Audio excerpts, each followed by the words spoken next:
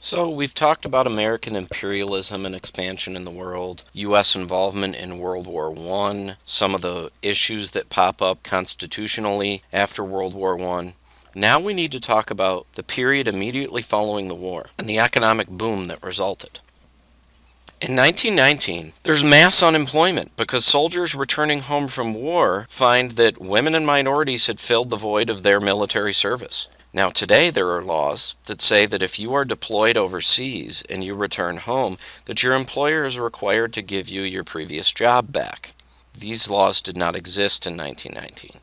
While we were trying to help win the war and war munitions are being produced in the United States, unemployment in 1918 is only 2%. In the grand scheme of unemployment numbers throughout history, that's actually quite good. But from 1919 throughout early 1920, unemployment had gone to 12%. And my faulty math on this slide has that saying quadrupled. Well, I'm not very good at math because that would only be 8%. It is 6 times the rate of unemployment from 1918. 6 times, not quadrupled. So that's why I teach history and not math. In late 1920, the rate is back down to 5.2% on the year. The economy is beginning to grow again. Many of these people that are unemployed are finding jobs again. Although stock prices are rising dramatically, wages didn't follow right away. And this means that there's less money for the average American to spend in the economy, which leads to a recession from 1921 to 1922.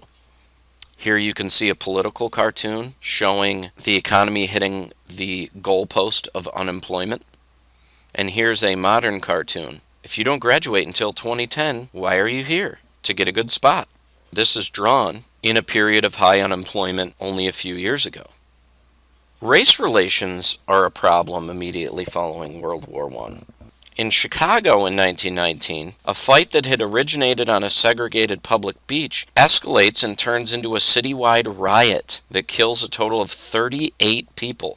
And only a couple of years later in Tulsa, Oklahoma, rumors are spread that a black man had attacked a white woman. A white mob moves into the black neighborhoods of Tulsa and burns down many businesses and homes, killing many blacks. Most of these crimes are committed because of the large black migration to the north throughout the early 1900s. Whites saw them as a threat to their jobs, but also to their lifestyle. Strict segregationist policies resulted in many northern cities. A lot of people assume that segregation was only a widespread problem in the Jim Crow South, and this shows that that's not necessarily always the case.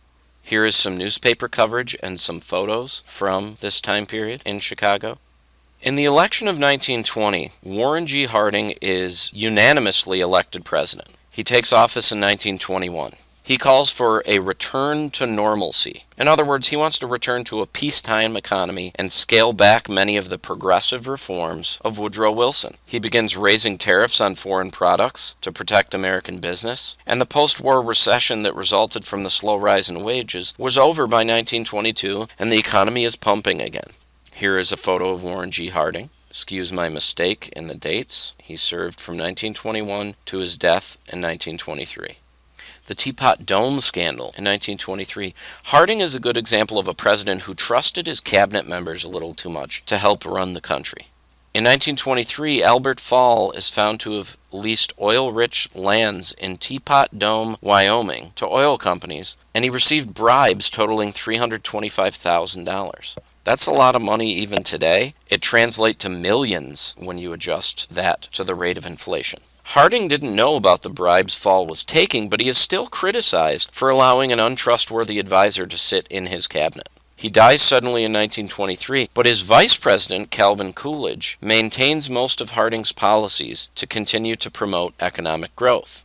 Our 22nd president, Calvin Coolidge, who takes office after President Harding's death and then is elected himself in 1924. He chooses to only serve for those additional 4 years and not run for re-election in 1928. Coolidge has got the nickname of Silent Cal, and it's because he didn't give many public addresses and he really didn't push many policies. He didn't do much of anything, and I think that's why he's my favorite president, because many presidents who are extremely active in trying to get things done end up screwing things up. So Calvin Coolidge is my favorite president mainly because he didn't do anything and didn't screw a lot of things up.